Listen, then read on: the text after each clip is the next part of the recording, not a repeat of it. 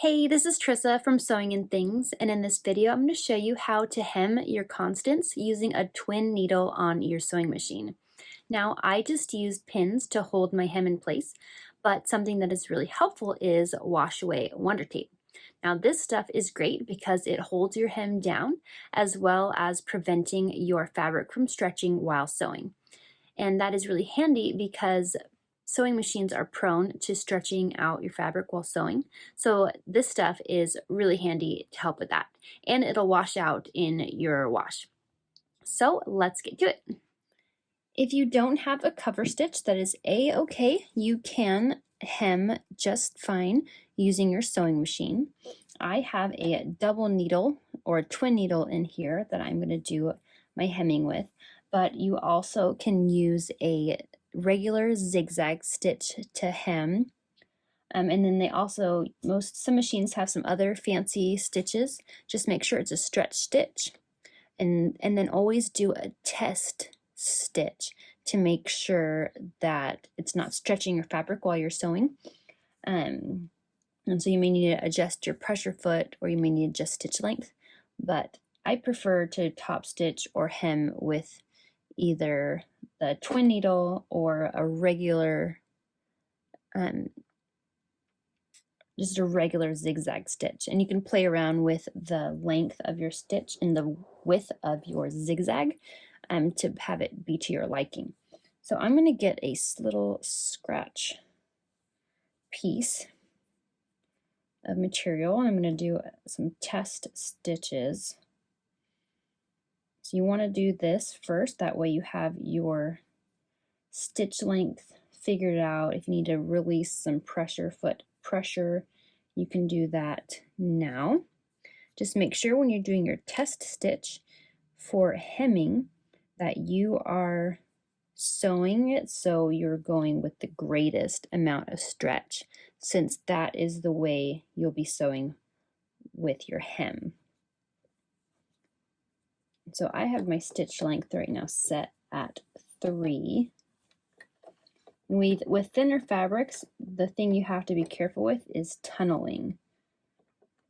And so if you're hemming and one needle is going in the single layer and then the other needle is going through the double layer, you very well may get tunneling where it's just really tight and your stitches are pulling it under, and it makes it look like a little tunnel. So I'm going to go ahead and try this and see what it looks like.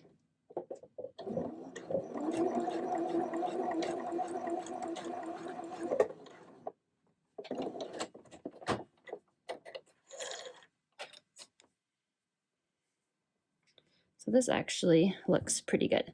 You can kind of see it, my thread is white, and so it has a teeny weeny bit of tunneling, but not much. But this thread is a rayon spandex, so it's super thin. And then on the wrong side, it has a little kind of zigzags a little bit, if you can see that. But it has stretch, which is what you need.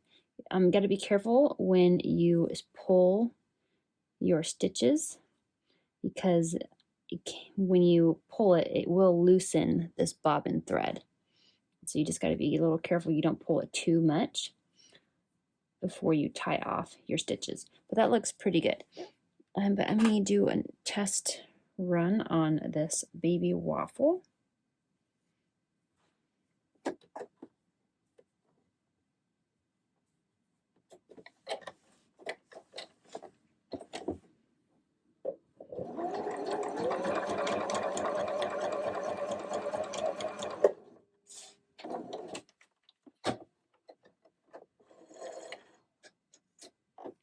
And when I take my fabric out after doing a double needle, I try to, or using a twin needle, I try to pinch where those stitches are. That way when I pull it out, it's going to prevent pulling on those stitches. You can kind of see it here. And then this one's zigzags are a little bit better. It's a little hard to see on here, but it stretches, and so there's not a lot of tunneling, so that's good. And it's not stretching out. You don't want it to stretch out. That's the bad thing. But once you are satisfied with how your stitches are going, we can grab our shirt and start pinning it and getting ready. You can use a hem gauge to help determine how wide your hem is. I usually just eyeball it, and also always double check the hem allowance on the pattern, because all patterns should have a hem allowance. But I like to turn it inside out. I start with the side seam. I'll fold it under, put a pin in it. And then I'll do the other side.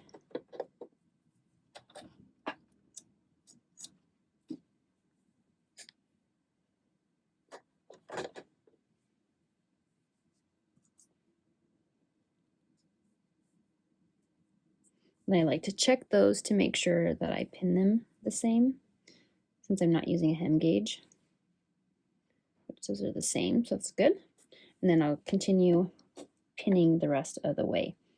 And to ensure that you have a straight hem, you need to make sure that you're pinning it straight with the same amount folded over all the way around. So if you need to do more pins, that's fine. But it's really important that your hem is even on this side, since if it's really thick on one spot and then really thin over here, there's no way that that hem is going to be even if your top stitching is even.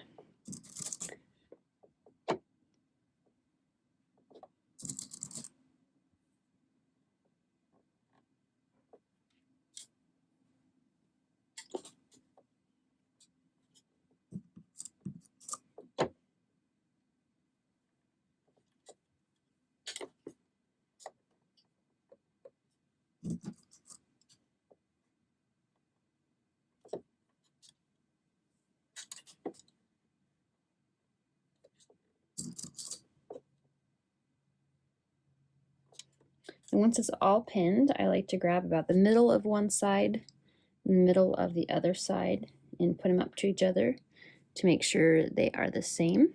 And if they are, great. If not, I'll slightly adjust one. And I'll grab another 2 spots just to make sure they're even. This one is a little bit smaller, so I'll go fix that.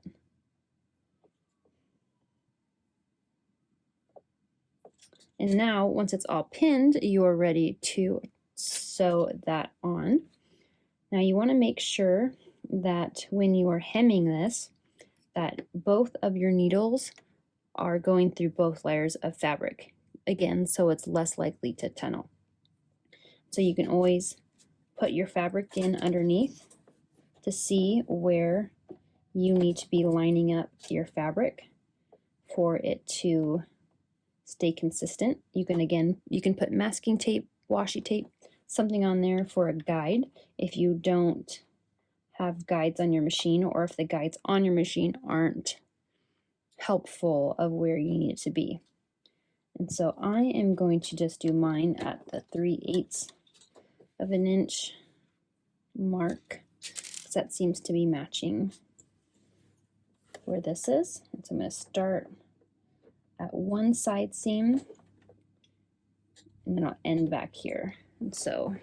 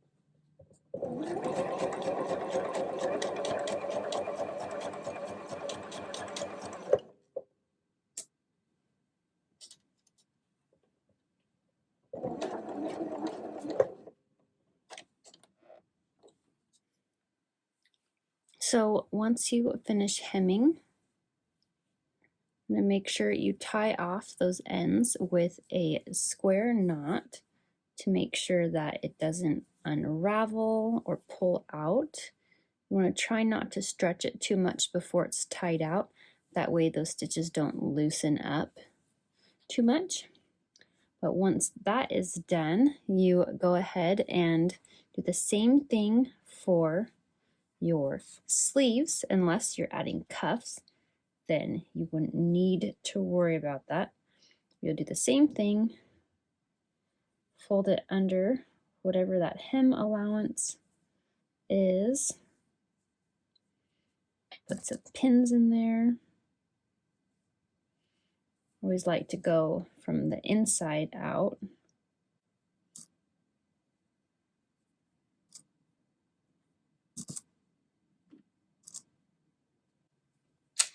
I'm going to go ahead and pin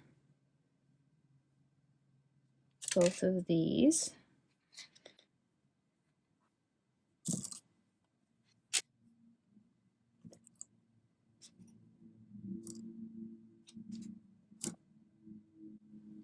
Again, you can use a hem gauge to help make sure you have the right hem allowance.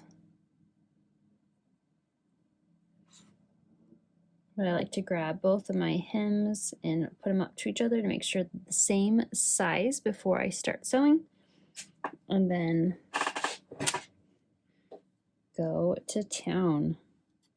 Again, I like to keep both needle threads going through all the layers of the fabric.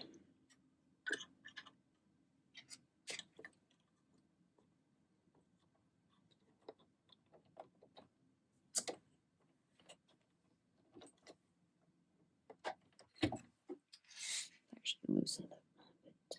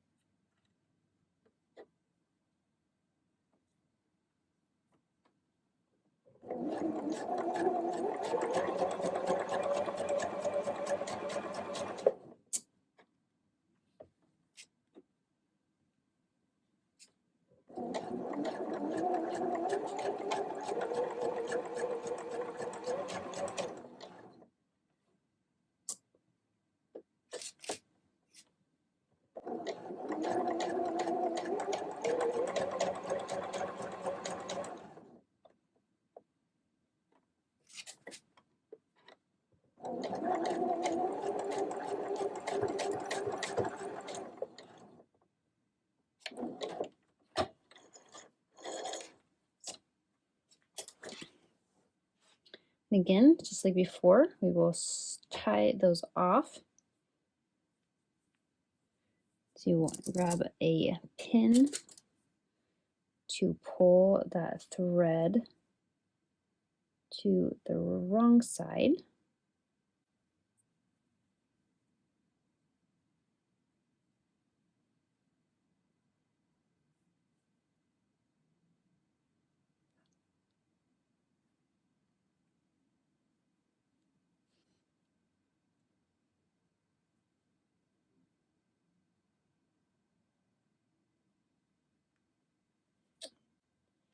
If you ever can't very easily get those to come through, you can also get a needle and thread it through and then just poke it through to the other side to get it to the wrong side.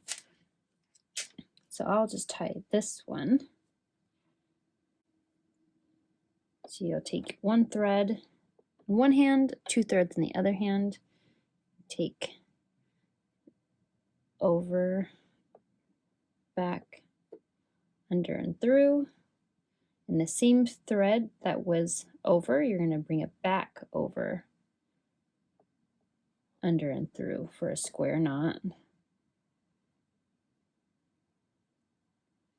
That way it doesn't unravel.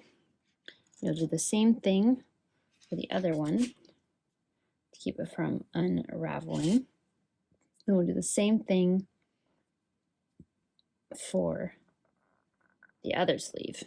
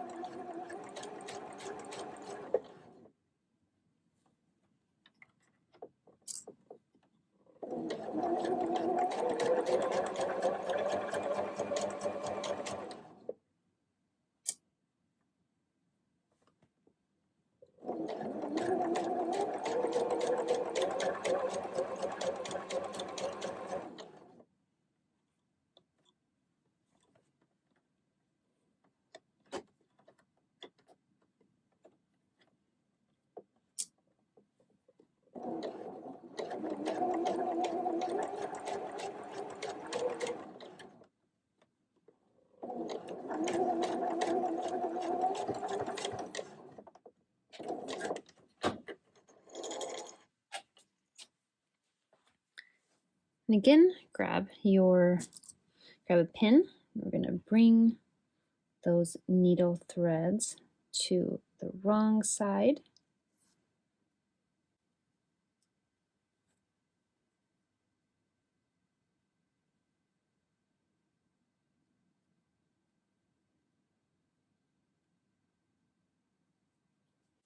Then you'll tie that in a square knot.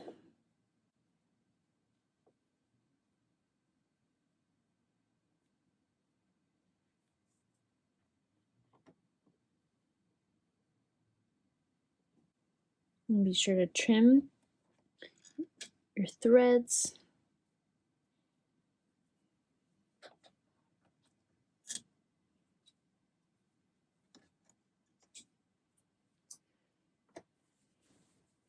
And turn that right side out.